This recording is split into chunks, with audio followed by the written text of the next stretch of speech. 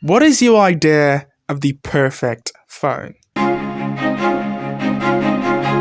Wait, what is your idea of the perfect budget phone? Well, let's see if we think alike. Hi, my name is Jigar Singh, and for the past 2 years, I have been reviewing smartphones on YouTube. Now, in every single one of those review videos, there's one common thread. No phone is perfect. But what if we could make a perfect phone? What would it look like? We're going to be answering the question, what is the perfect budget phone? But first, what does budget even mean? Because frankly, a budget phone in Nigeria isn't the same as in the US or in the UK. But for the sake of this video, we're going to stick to $300 or about 150,000 naira. Yeah, I know. Budget. So for that price, what would be perfect? Well, there are 5 categories, so let's begin.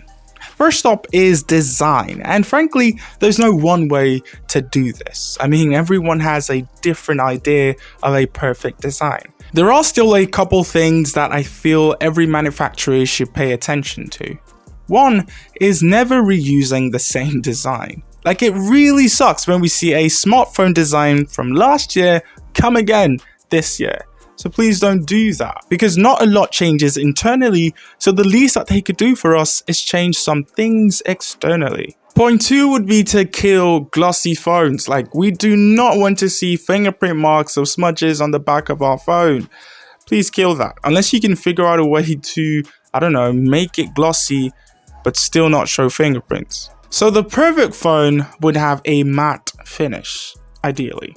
Now, I kind of want to say headphone jack should stay, but not a lot of us use headphone jacks, and most of us have like wireless earbuds. Plus, there are lots of affordable wireless earbuds as well, but I feel like some certain group of people, especially content creators, would want to use the headphone jack. So let's leave that, okay?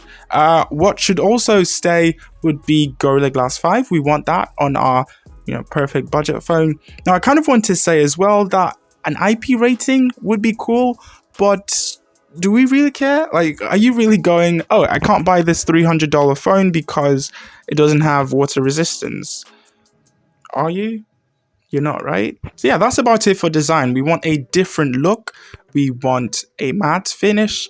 We want the headphone jack, Gorilla Glass 5 protection on the screen, and maybe an IP rating. Oh, and dual stereo speakers. I can't believe I forgot that. Let's move on to the next category, the display. Now, a lot of companies have actually come really close to giving us the perfect budget display, but they kind of fall short. Now, for a perfect display, we would obviously want AMOLED. I mean, AMOLED over LCD all the time. We want a 1080p resolution.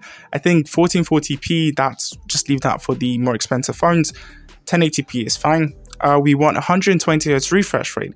I do like that most phones coming out these days at this price point do have that rather. So obviously in our perfect budget phone, we want 120Hz refresh rate.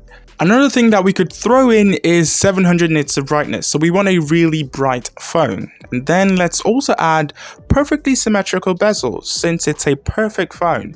And lastly, a hole punch cutout.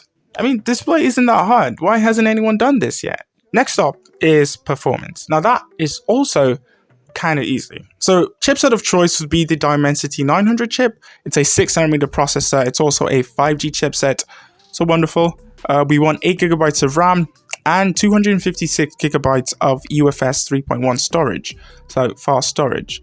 We might as well slap on virtual RAM, 5GB of virtual RAM. For software, I would say stock Android or Samsung's One UI. It would obviously be running Android 12, and we would want to add 3 years of major OS updates to that. I kind of say 3 years because most people keep their budget phones for like 2 years, maybe 3. I mean, if you're keeping it for 4, maybe 5, you're weird. So 3 years of software updates would be nice. I think that would suffice, right? Cameras shouldn't be that hard, but for some reason, they're making it hard. So we want a triple camera setup on the rear, a main wide sensor, a telephoto, and an ultra wide. It's that simple. Now I would have said they should all have like the same megapixel count, but I just remembered that the Xiaomi 12, I believe, has that exact setup, 50 megapixel main, ultra wide, and telephoto, but that costs like $1,000. So let's be realistic. So I would say, yeah, we want main, we want ultra wide, we want telephoto. They could be different megapixels, but they should be good. In fact, we want the main and ultra wide of the Samsung Galaxy A53, but we want the telephoto of the Tecno Camon 19 Pro. I think that would be perfect. Yeah. We also want 4K video recording as well as optical image stabilization and all the 3 cameras. That's reasonable, right? Kind of. The selfie camera should be pretty good. I'll probably say the Galaxy A53's selfie camera as well. But yeah, that's our perfect camera setup on our perfect budget phone. Now, the battery segment should be really, really simple. I mean, most companies nowadays already do pretty well in that category.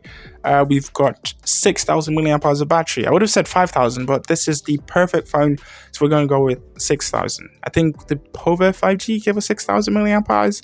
And then we want the Note 12 VIP's ridiculous 67 watt fast charging. Or is it 65? Is it 65? I don't know. So yeah, we want long-lasting battery life of the Povo 5G and then the ridiculous fast charging of the Note 12 VIP. That's the perfect battery for the perfect budget phone. Yeah. So in summary, we do want the design of, I would say, the Camon 19 Pro, because I really like that phone's design and it also won an award, so I guess that makes it legit. We want the screen of the Galaxy A53. We also want One UI from the Galaxy A53. We want the battery life of the Povo 5G and fast charging of the Note 12 VIP.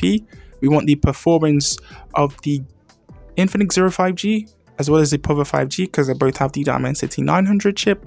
And we did talk about cameras. We want the main camera of the Galaxy A53 as well as its ultra wide, and then we want the telephoto of the Tecno Camon 19 Pro.